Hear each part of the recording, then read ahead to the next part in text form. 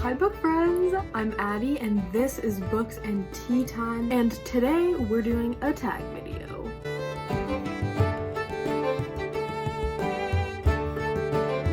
So in this video, we're going to be doing the book annotating or the annotations book tag. This was just recently created by Jesse from BowtiesandBooks.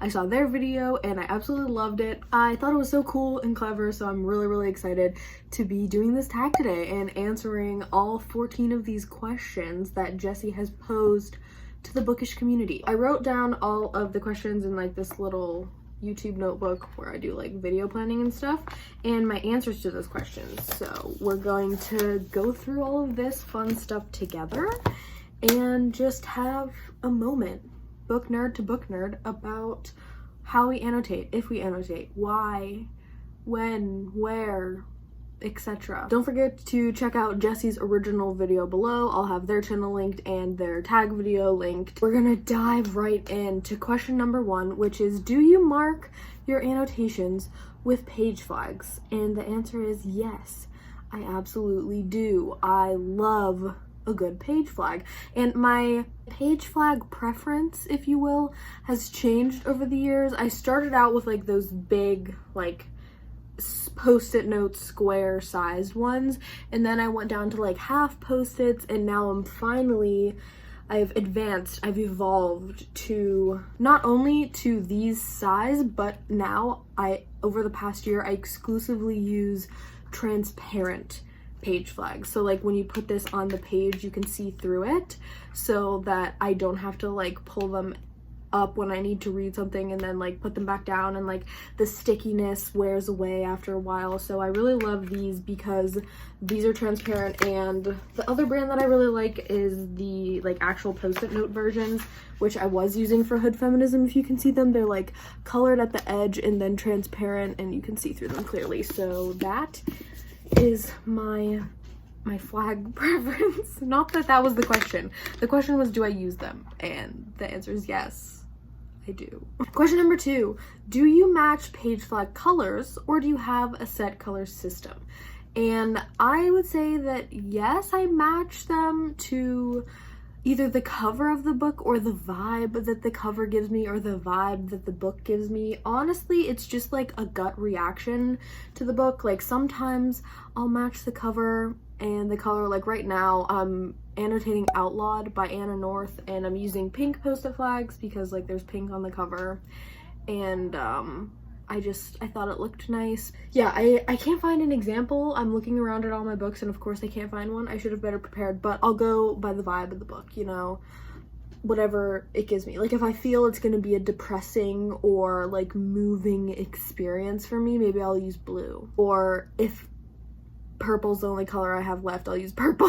Like it's not always methodical, it's chaotic, and that's that. So yes and no. I don't have a strict color system because the thought of running out of a color intimidates me too much to ever think about a set color system, because then I'll always have to have like 10 backups of my post-its so that I don't ever run out of a color, and God forbid I'd have to break the system. That's just how my brain works. So the more chaotic the better, because then I can just like bask in the chaos of it all. Anyway, next question. Number 3 is the first book I've ever annotated, and oh, you know what? I actually have them. One sec.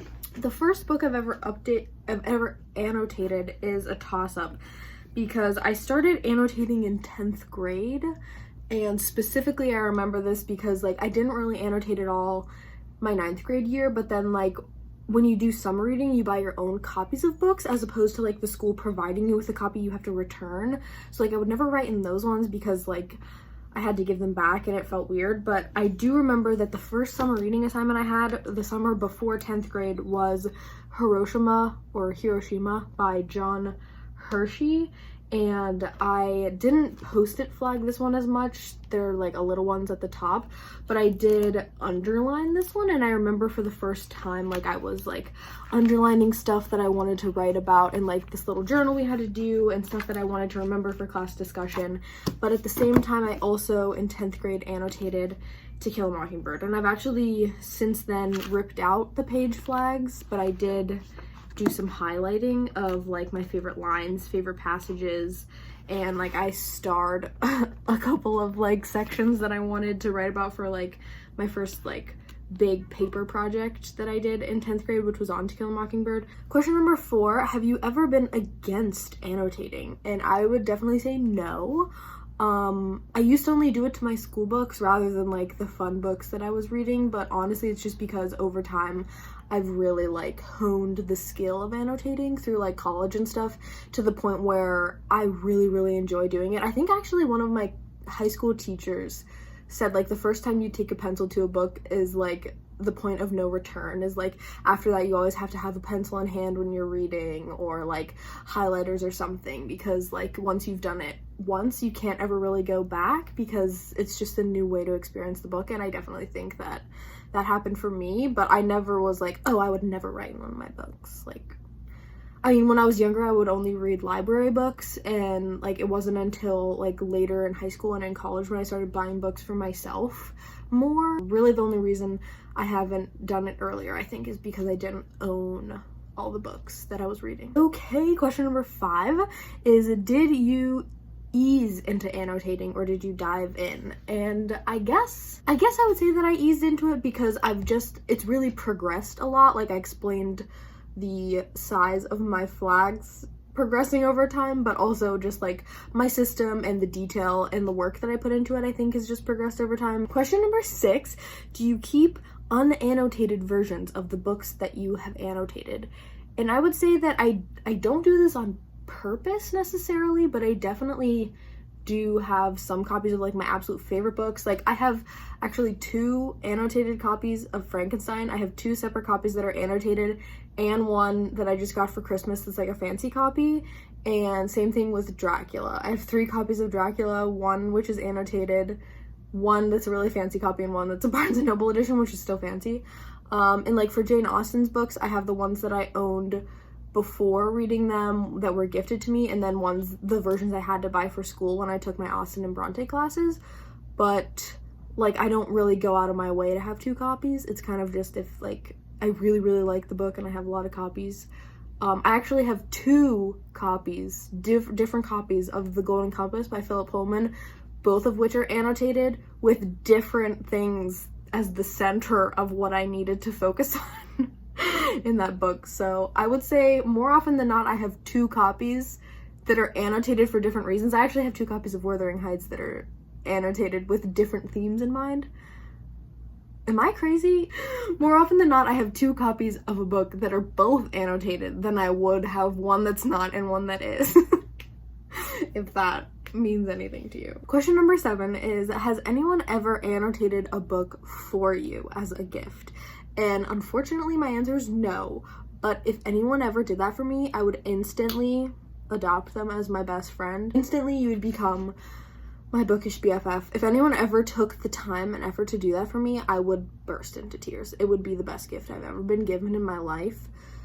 Not that I'm saying anyone has to do that, but if you liked me enough and we were friends, or even if we're not friends and you want to be friends, it would be a really cool thing though to do, like for each other, like to read a book together and annotate it and then exchange copies or something like that. Like that would be really fun. Or like read your BFF's favorite book and annotate it for them as like a birthday, holiday, gift present.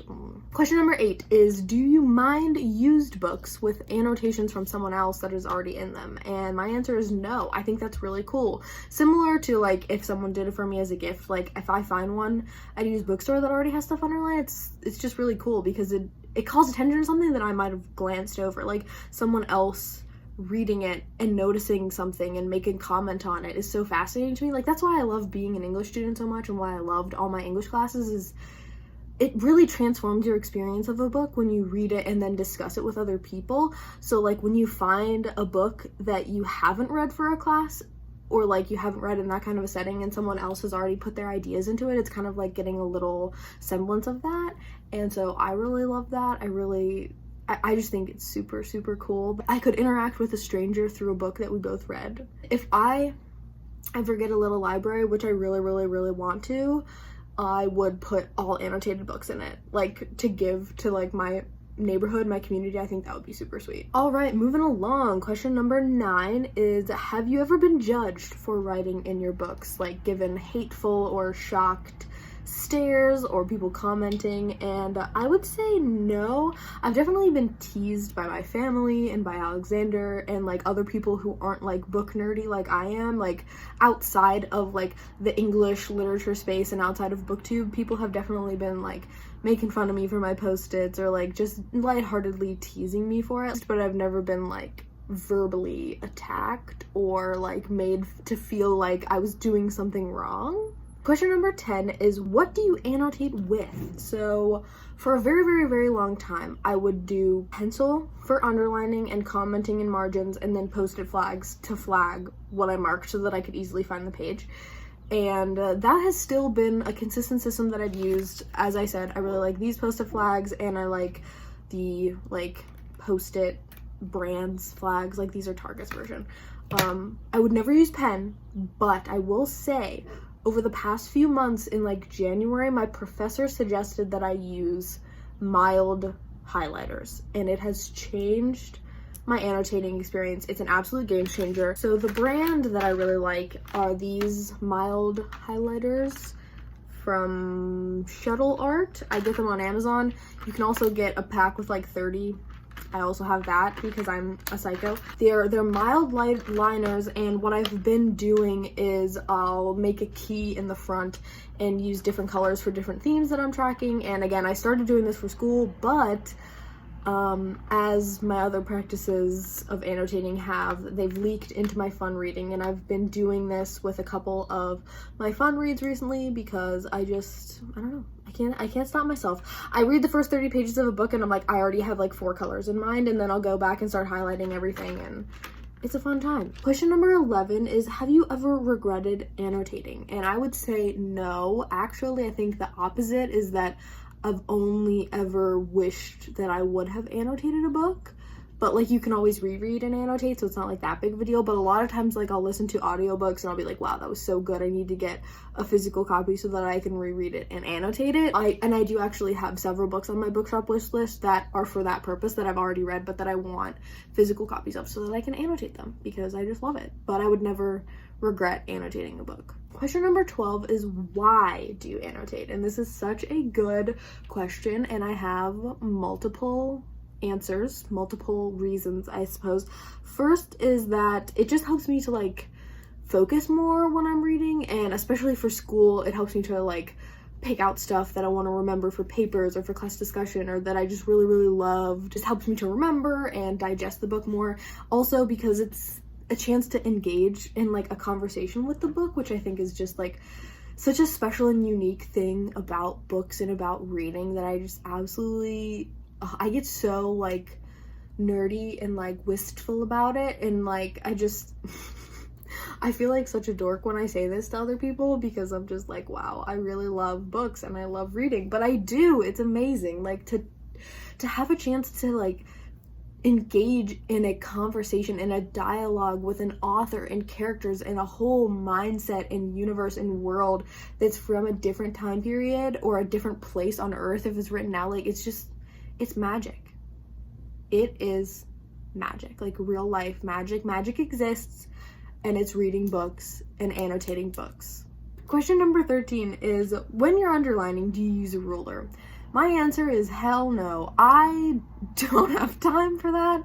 Also, I feel like one of the biggest deterrents for me when it comes to annotating, even though I absolutely love it and I would never stop doing it, it's a pain to have to carry all the supplies with you, right? Like if you go on the porch to read, or if you go out somewhere to the park or the beach or the lake, if you go somewhere to read, if you're reading on a commute, if you're listening to a book, like it's difficult when you have to have all the supplies with you. You have your multiple highlighter colors, you have your sticky notes, and I, for the longest time, would lose my sticky tabs like nobody's business. I still lose them very often, and I'll find them like in couch cushions and like at the bottom of my backpack, stuffed inside of a book as bookmarks. Like I lose them all the time. So if I had to add a ruler to the mix, I don't know. I feel like it's just too much. Also, I just really don't care about crooked lines. So last but certainly not least, question 14 is, do you annotate every book that you read? And my answer is no. In a perfect world, I would say like a third of the books I read are audio, and even though, as I said, sometimes I do plan to order those books and reread them, I don't plan to reread every book that I listen to and annotate it, so naturally the books that I listen to aren't going to get annotated because I don't have a physical copy. At the same time, there are also just some books that I just don't want to annotate. Books that I'm not really enjoying but that I have to read, books that I'm not really enjoying but I want to finish because I'm halfway through. Or sometimes I dive into a story and I'm so completely consumed that I can't stop to highlight and to think and to post-it note. And then finally, before I wrap up this video, I want to show you the crown jewel of my annotating career, my annotating experience, and that is this copy of Lord Byron's major works. For those of you who don't know, I just recently graduated and my thesis project was on the works of Lord Byron and Philip Pullman's His Dark Materials trilogy, and so I had to read a lot of the major works of Lord Byron, and this is what it looks like. And this makes me feel so proud of myself, but also it just brings me so much joy. There is no system here. These colors mean nothing. It's whatever color I had at the time that I was reading. It is my pride and joy, my crown jewel, and I love it. It's so well loved and tattered and chunky, and it's got all of my underlining and my notes and all of these color stickies in it. It's a rainbow of magic, and so yeah. Thank you so much to Jesse for creating this tag. It was so fun to answer these questions, brought me a lot of joy. If you want to do this tag yourself, do it. Absolutely, it's so fun. I will formally tag some people in my description box because I didn't think ahead of time of who I wanted to tag, so there's that. Thank you so much for stopping by my channel. It means so much to me. I love chatting with you all, so don't forget to like, comment, and subscribe if that's your jam, and I'll see you in my next video. Happy reading, happy writing, and happy living. Bye!